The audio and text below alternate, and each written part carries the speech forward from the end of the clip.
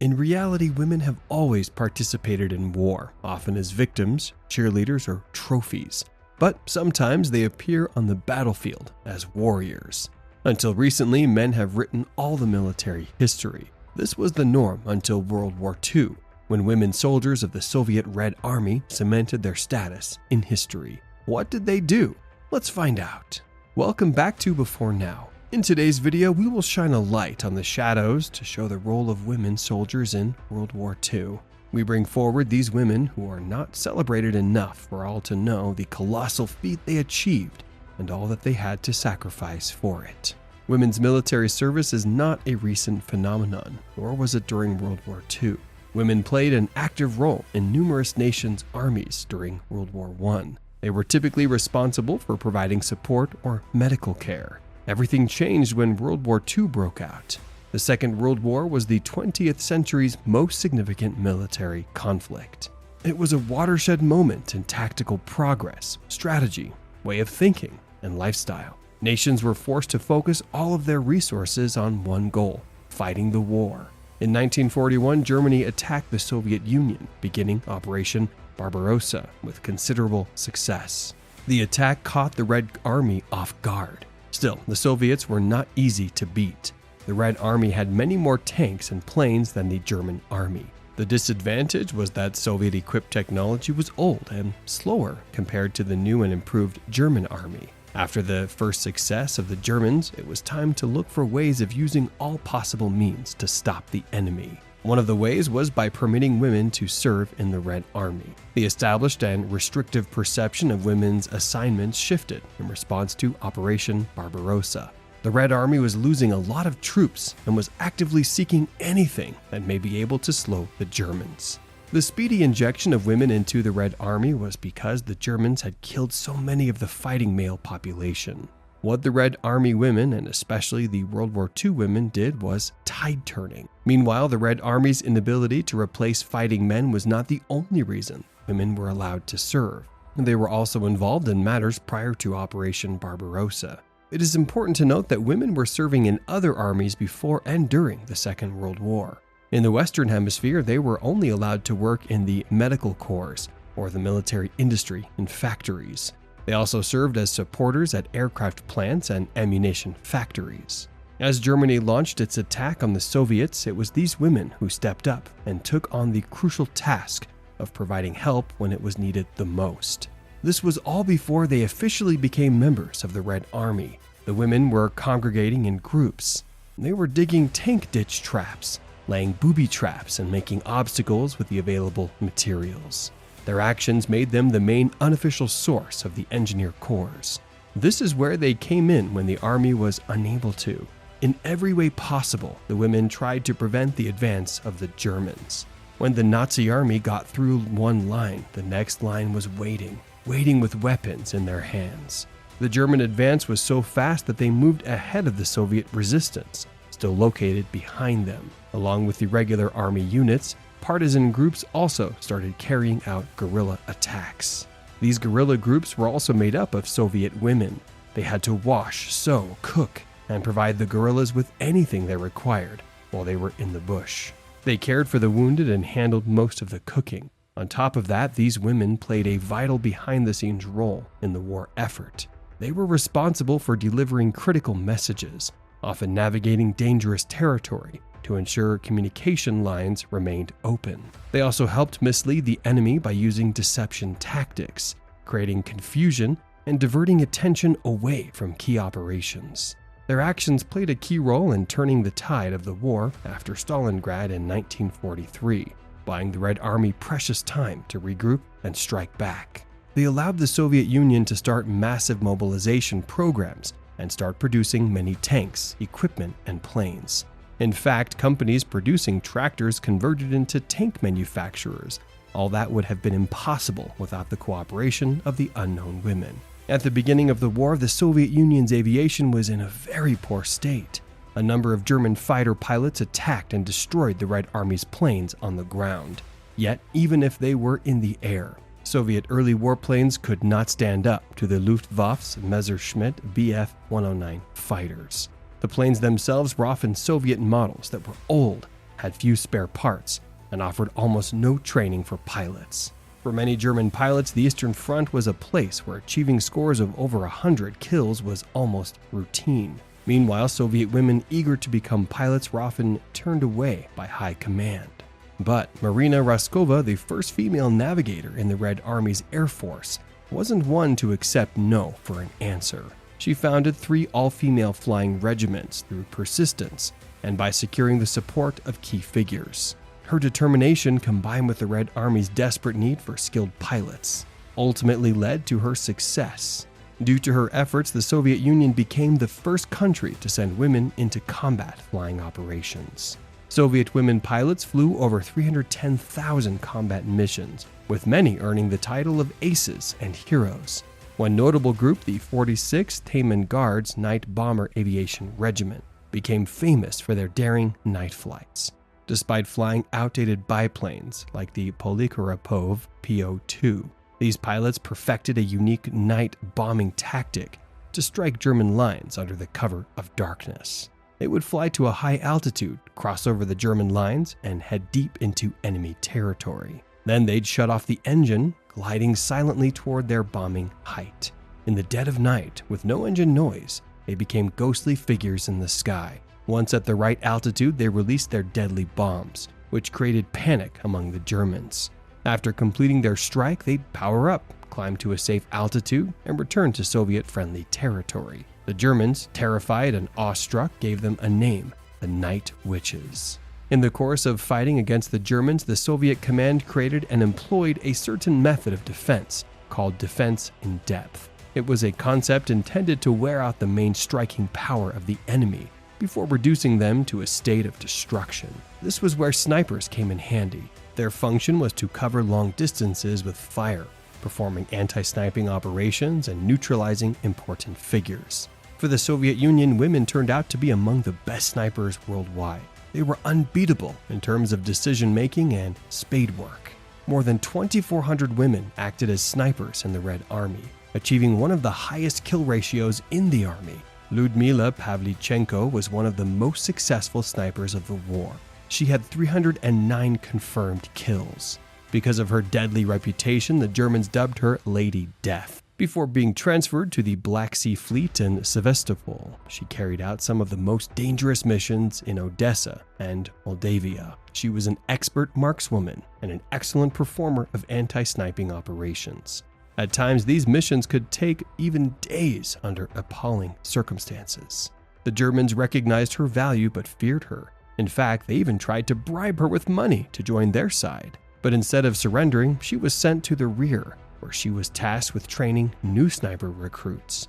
She was also partly assigned to fulfill propaganda tasks in the United States.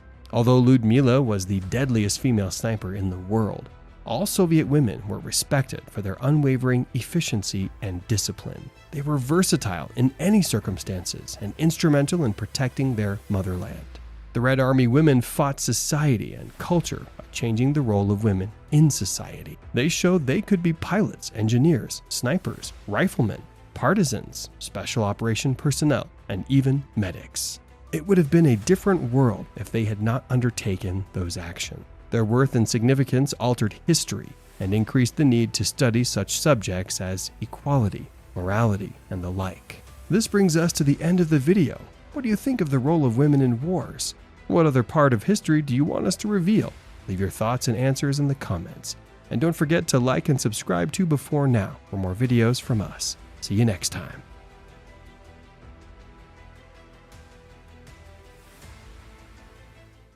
Many people don't know this, but during the Second World War, thousands of Soviet women soldiers fought on the front lines, defending their homeland.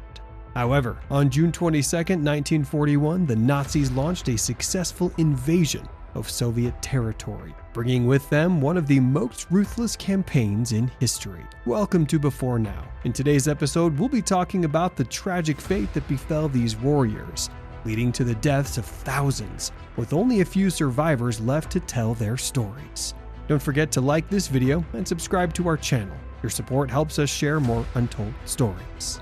Just at the crack of dawn on June 22, 1941, Nazi Germany launched Operation Barbarossa. a massive invasion of the Soviet Union. This quickly escalated, and the Eastern Front became the bloodiest zone during the war. In response to the surprise attack, the Soviet Union was forced to utilize every available human resource. Over 800,000 women were enlisted in the Red Army to defend their homeland. Before then, women were often relegated to low-level or secondary roles in the fight against the Nazis.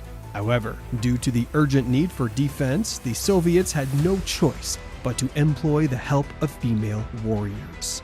This was facilitated by the Soviet ideology of gender equality embedded within the communist framework. For these women, the call of arms wasn't a choice, it was demanded of them. The Soviets depended on their entire population to resist the invasion. The Red Army trained the soldiers in modern warfare, equipping them with skills in guerrilla tactics and aviation artillery. Some women were recruited to serve in pivotal combat roles as snipers, pilots, and partisans. However, many were still relegated to traditional roles such as nursing.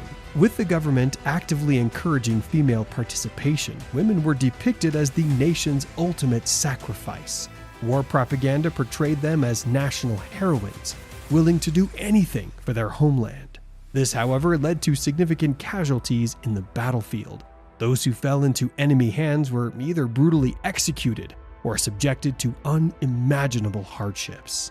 The war propaganda was met with skepticism by both civilians and the military, a male-dominated institution. Yet, there was no choice but to adapt to the new reality of women being active in the war. However, the fate of many women was starkly different from that of their male counterparts. Behind the facade of unity, women faced abuse, prejudice, and distrust within the ranks. They also endured shortages of proper uniforms and supplies. But these women didn't back down. As a result, they fought on two fronts, against the enemy and against the internal barriers of a society that still didn't fully recognize them. A few female combatants managed to stand out on the battlefield and in public perception. One such figure was Lyudmila Pavlichenko, known as Lady Death. Pavlichenko was one of the deadliest snipers the Soviets had, with over 390 confirmed kills. She became a symbol of Soviet resistance, celebrated for her remarkable skill and precision. By the end of the war, she was internationally recognized and celebrated as a heroine. Pavlichenko was awarded the Order of Lenin and honored with the title of Hero of the Soviet Union. However, this was not the case for most women. Despite showing the same courage and dedication, their service was forgotten after the war. Take the case of Maria Vasilyevna Smirnova, a pilot who participated in over 100 aerial missions. Despite her bravery, Smirnova returned home to a society that did not value her contributions, living the rest of her life in poverty and anonymity. Similarly, Yukia Zali, a commander of Marine Infantry platoon, faced significant challenges after the war. Despite her bravery in some of the war's toughest battles, Zali struggled to rebuild her life. In a 1965 interview, she lamented, "They needed us in the war, but after the victory, we were no longer necessary." Nina Petrova, a decorated sniper, was an exception to the bias.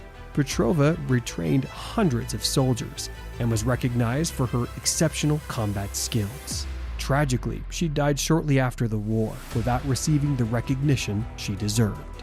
As Nazi forces advanced deeply into the Soviet Union, the need for reinforcements became critical, prompting the Soviet government to mobilize women for the war effort. This shift was no longer ideological, but essential for survival. Women were enlisted in large numbers to join the Red Army, despite significant resistance and the brutal conditions of modern warfare, including tanks, artillery, and aerial bombings. Driven by a commitment to defend their homeland, these women faced intense combat, particularly female snipers who, despite initial doubts, proved highly skilled.